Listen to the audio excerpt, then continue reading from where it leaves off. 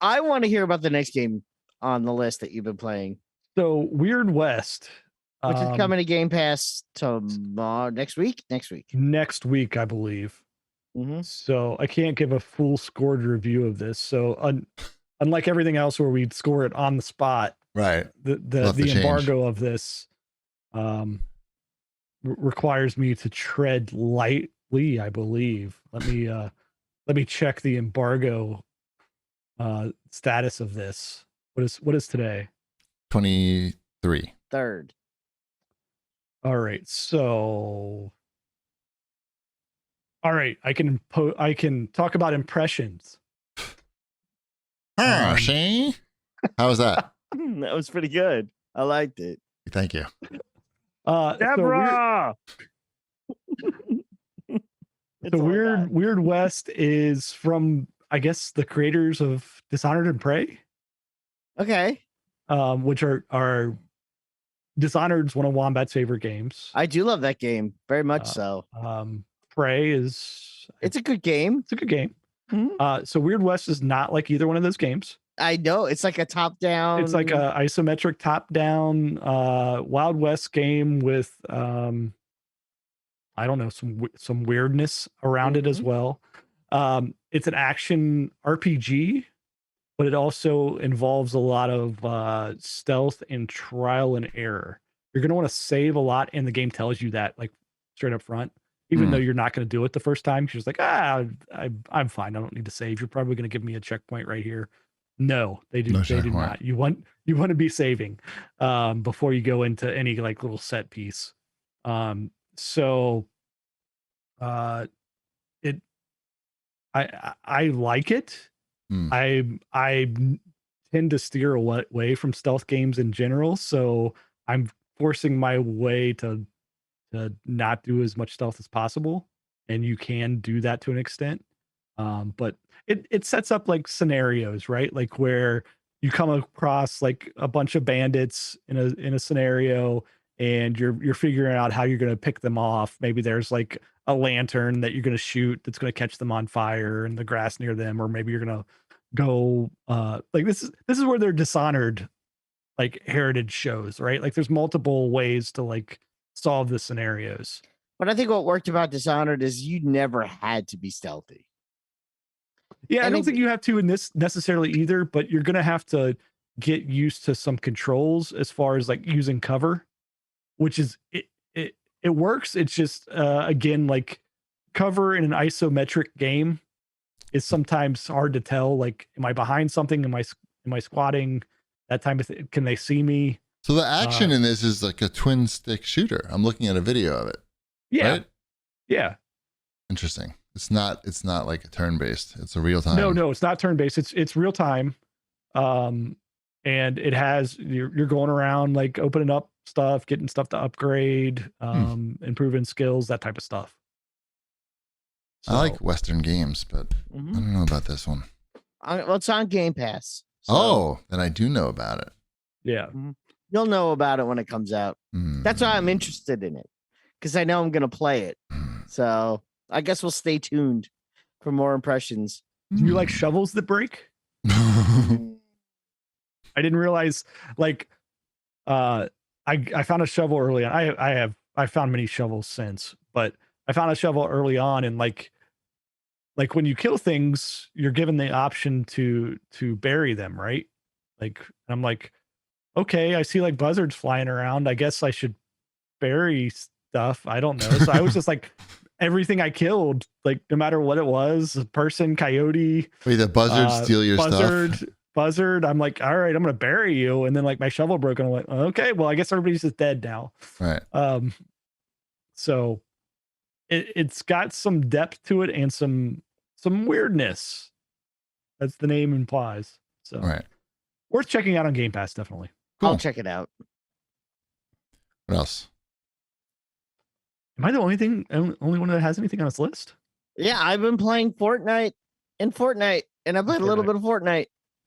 So and I played Shredders. And you played Shredders. Yeah, and that's totally not your thing. And the other game isn't available for me to play yet, Mr. Judgy Pants. I'm not judging. I felt like I was just like had a long list of things here. So I've been playing with my kids Last Kids on Earth. I don't know if anybody's familiar with this property. It's based on a series of books which got turned into a Netflix cartoon, which also has a game out about it. It's also on Game Pass. So if you were to imagine Diary of a Wimpy Kid with zombies, that's the vibe that this game, the books, everything, the show is quite good. My kids, they just recently got into this, and it's entertaining. The game is not bad either for co-op. Sometimes kids co-op games just are horrendous and terrible to play. This one's again isometric action RPG type, so brawler type thing, where you play as one of the 4 characters that are in the books, and then it's kind of got a puzzly aspect to the map where you can unlock shortcuts and work your way around the map. It's got the monster truck from the books and everything that you can drive through, run over zombies and stuff with as well. And they have a tree house as their fort. So it has like the waves of zombies type thing that you do in the treehouse, as well as like you fortify your treehouse and set up your defenses and fight through your waves. Pretty well done as far as the license goes, and as a kids game, and it's on Game Pass. So people looking to play something with their kids that is not going to be terrible, this is all right. Game Pass has quality control, probably. They're not going to put anything on there. They do, and I think they purposely went after a lot of these kids games. Smart. Right? Like there That's was like a new thing. Yeah, a lot of. Yeah. Oh, you know, it's funny. There is a game I didn't add on here. Erna Semper mentions it. I did play a little bit of Tunic, but I think we talked about that last week. Yep. Yeah, briefly, I didn't play much more, but yeah. I need to get into it. I know I don't have the time to dig into it right now. When you get back. Yeah, when I get back. I'm looking forward to that one. Mm-hmm. Nice. That's the Legend of Frank, right? Yeah, it's Legend of Frank. All right, that's it for that. We do have one quick Whip Smart Spank Banky game, Galgun Returns, for the Nintendo Switch, which he liked very much. Is this the one where you shoot the panties? I don't know. You shoot them with a pheromone arrow. That's the one. It's not the panty one. But he said it's the ecchi pick of the week. I know that's some like hentai thing. I don't know what it means. He liked it. Super fun and funny. Entertaining localization. A chill arcade-like experience. Galgun Returns. For all your panty and needs. Or maybe not. I don't know. Well, that's actually the name of it. Galgun Returns. Galgun Returns. Did you play this? I thought you played the original Galgun when you were over in Japan. I think that's the panty one, but I'm not sure. So I'm hesitant. Doesn't she play Wonder Woman? Galgun. I think that's her cousin. But I saw in the new releases there was a different Galgun game on Switch, Galgun Double Piece, and now I'm confused. When you finish the game, she sings "Imagine" to you. So now I'm confused if that's the same game or a different Galgun game. There's been a lot of Galguns. This is you probably sell okay. It's probably like an okay business. And it's just amazing to me still that the Switch is the home for all these games. Like, how did that happen? That's crazy. No one. I still don't understand how this is not like the lead story on every game site every week when there's a new one of these games that's out. It's like, yep, Nintendo Switch still the home of hentai gaming for some reason. It's primarily the one publisher too, right? It's P-Cube. That I don't know. I don't follow it that closely, but I believe you if you tell me that. Yeah. It's one publisher. So, like I'm sure there's other publishers, but for like the high quality, Gamuzumi is one because there's another one here for next week. Good news. Okay. I know P-Cube is the high quality company that puts these games out, because P-Cube also makes stuff that is not the hentai focused. See, I feel you and Whip Smart Banky should be doing this segment together because you seem to know a lot about this. I'm just aware. I'm aware of these games, but I also like P-Cube's games when they're not the pervy games.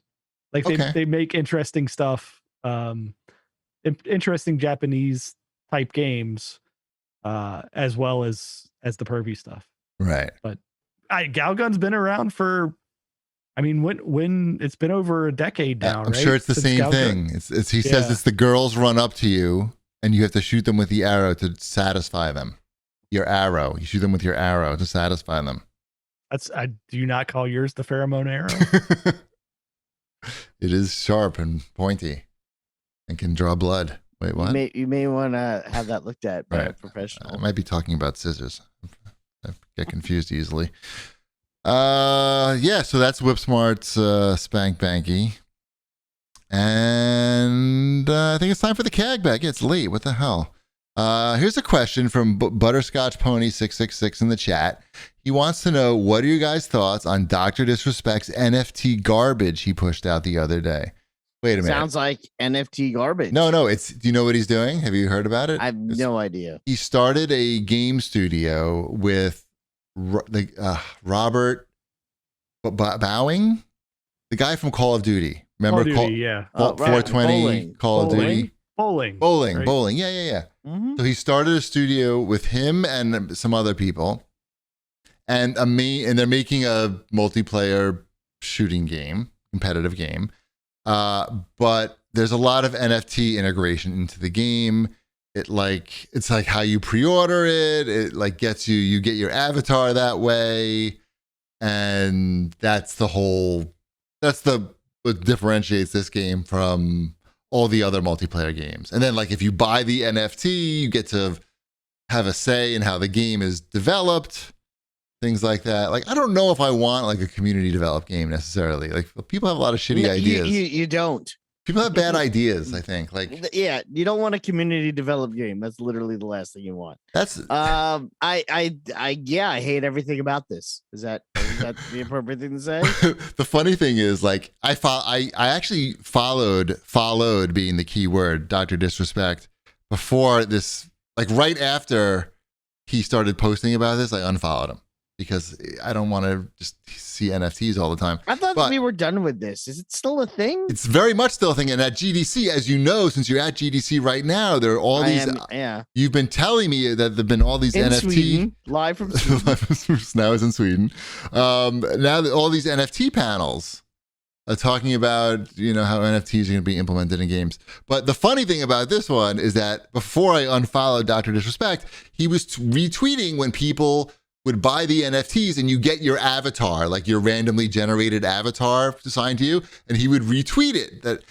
And one guy's avatar, like, he was holding the gun in like a really awkward way, as if like you handed me a gun and just said, "Hey, sit here and hold a gun." Like I would hold it, like, see how my hand is like this? Like, How would you describe this? Like lame. Lame. Like my wrist is lame. Like I played too much of that Shredders game. Like it looks like that, and he's holding the gun like that. It just looks so weird. It's like, I don't know. Like I don't want to like root for anybody's failure necessarily. But you're gonna root for his failure. But in the same breath, I don't really want to root for the success of an NFT game because I feel like that's just a whole bad thing. Like, why does everything have to be a financial investment or not just a financial investment, like a highly speculative investment? Anyway, unregulated. It's just like speculative, right? There's a lot of electronic investment. And like talking about like, how they say like you can use like NFTs for memberships, like club memberships. And then if you want it, the great thing is when you're tired of that club, you can resell it to somebody else. It's like, what club do I want to be in where like, not only are you not like regulating who's getting into the club, all you need is just like money, like a certain dollar amount. But then that schmuck can go resell the membership to like some other schmuck. Like I want to meet up with these like people like that. I don't think I want that. I don't know. This whole thing seems very weird to me.